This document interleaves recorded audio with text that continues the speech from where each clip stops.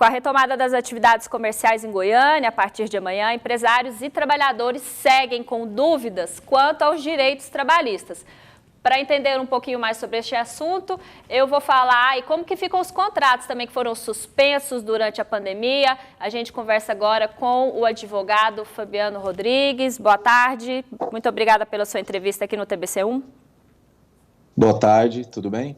Tudo ótimo, doutor. Queria que o senhor começasse falando, né, porque a MP, deixa eu pegar o número dela aqui, 936, ela permitiu a suspensão de contratos de trabalho, né, e também a redução de salários e jornadas, mas agora ficou estabelecido, né, em decreto do governo do estado de Goiás, que amanhã podem voltar às atividades comerciais.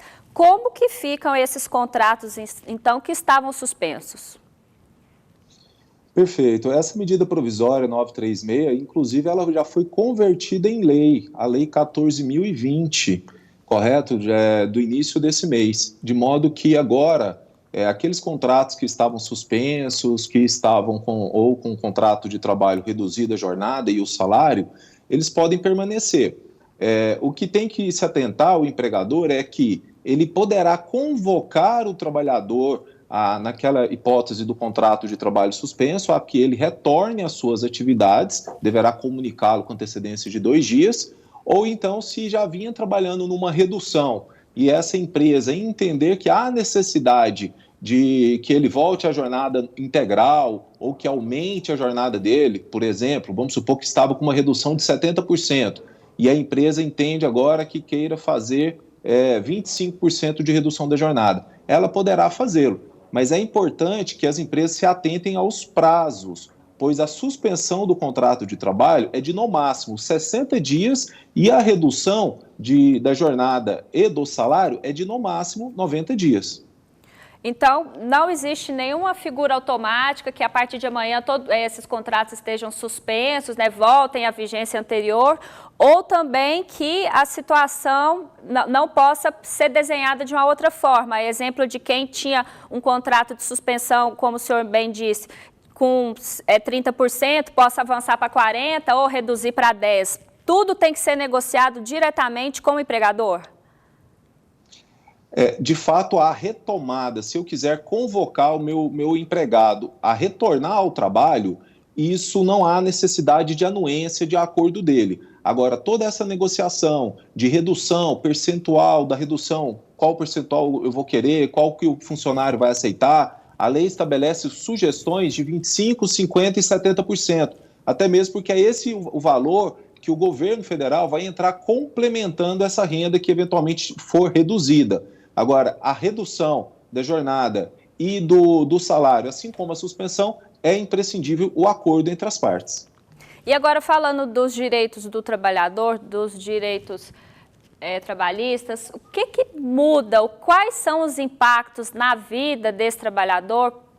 A gente já sabe do salário e da carga horária que já está reduzida, mas e nas questões de 13º, de férias e também do próprio recolhimento do INSS?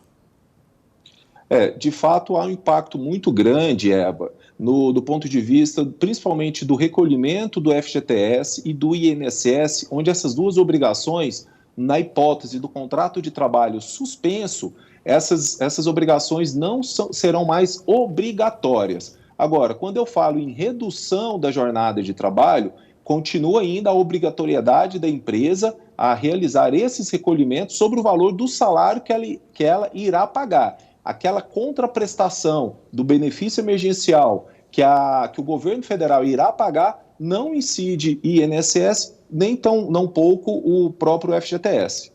A questão das férias dos trabalhadores fica comprometida ou esse prazo que ele ficou paralisado em casa, alguma coisa, suspenso o contrato, corre normalmente para contar os 12 meses para ter acesso às férias? Nessa hipótese da suspensão do contrato de trabalho, há uma certa discussão, mas a maioria vem entendendo que durante a suspensão do contrato de trabalho, não se conta esse período para aquisição daquele direito às férias. Ou seja, se eu suspendi o contrato durante 60 dias, esse trabalhador vai ter que trabalhar mais 60 dias assim que retornar ao trabalho para adquirir mais 2 meses, né, mais 60 dias de direito às férias, para que, após atingido, completado 12 meses de trabalho efetivo, ele possa vir a ter o direito a usufruir aquelas férias.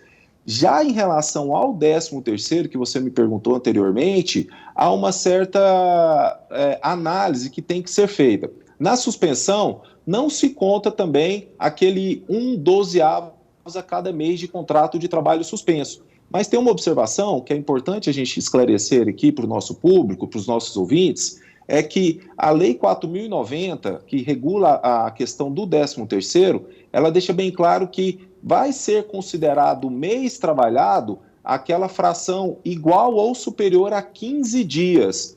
Ou seja, dando um exemplo aqui para ficar mais claro, se eventualmente eu suspender o contrato de um trabalhador no dia 16 de abril e ele retornar às suas atividades no dia 14 de maio, eu suspendi um mês, mas ele não vai ter prejuízo porque ele trabalhou no mês de abril mais do que 15 dias e também no mês de maio ele irá trabalhar mais do que 15 dias. Nesse exemplo, nessa hipótese, não terá prejuízo ao trabalhador. Tá certo, a gente conversou com o Dr. Fabiano Rodrigues, ele que é advogado trabalhista, trouxe muitos esclarecimentos aí, certamente um tema muito polêmico. Agradeço a sua participação, Dr. Fabiano, e até uma próxima. Não por isso, sempre à disposição de vocês. Boa tarde, bom trabalho. Obrigada.